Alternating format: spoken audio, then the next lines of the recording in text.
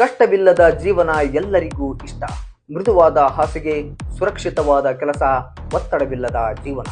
ಹೀಗೆ ನಾವು ಆರಾಮಾಗಿದ್ದರೆ ಜೀವನದಲ್ಲಿ ಬೆಳೆಯುತ್ತೇವೆಯಾ? ಇಲ್ಲ. ನಾವು ಆರಾಮಾಗಿದ್ದರೆ ನಮ್ಮ ನಿಜವಾದ ಸಾಮರ್ಥ್ಯ ಹೊರಗೆ ಬರುವುದಿಲ್ಲ. ಸುಲಭವಾದ ಜೀವನ ನಮ್ಮನ್ನು ಪ್ರಶ್ನೆ ಮಾಡುವುದಿಲ್ಲ, ಅದು ನಮ್ಮನ್ನು ಆರಾಮಾಗಿ ಇಡುತ್ತದೆ. ಕಂಫರ್ಟ್ ಝೋನ್ ಅಲ್ಲಿ ಬಲಿಷ್ಠವಾದ ವ್ಯಕ್ತಿ ಹುಟ್ಟುವುದಿಲ್ಲ. ಒಬ್ಬ ವಿದ್ಯಾರ್ಥಿ ಸುಲಭವಾದ ಪ್ರಶ್ನೆಗಳನ್ನ ಮಾತ್ರ ಓದಿದರೆ ಅವನು ಟಾಪರ್ ಆಗಲಾರ. ಒಬ್ಬ ಕ್ರೀಡಾಪಟು ಹಗುರವಾದ ತರಬೇತಿ ಮಾಡಿದರೆ ಚಾಂಪಿಯನ್ ಆಗಲಾರ. ಒಬ್ಬ ನಾಯಕ ಟೀಕೆಗಳಿಗೆ ಹೆದರಿ ಓಡಿ ಹೋದರೆ ಅವನು ನಾಯಕನಾಗಲಾರ. ನಿಜವಾದ ಬೆಳವಣಿಗೆ ಇರೋದು ಕಷ್ಟದಲ್ಲಿದೆ, ಒತ್ತಡದಲ್ಲಿದೆ, ನೋವಿನಲ್ಲಿದೆ, ವಿಫಲತೆಯ ನಂತರ ಆರಂಭವಾಗುತ್ತದೆ. ಬೆಳಿಗ್ಗೆ ಎದ್ದು 5ಕ್ಕೆ ವ್ಯಾಯಾಮ ಮಾಡೋದು ಕಷ್ಟ, ಆದರೆ ಅಲ್ಲಿ ಶಕ್ತಿ ಇದೆ. ಟೀಕೆಗಳನ್ನು ಕೇಳುವುದು ಮನಸ್ಸಿಗೆ ನೋವು, ಆದರೆ ಅಲ್ಲಿ ವ್ಯಕ್ತಿತ್ವವಿದೆ.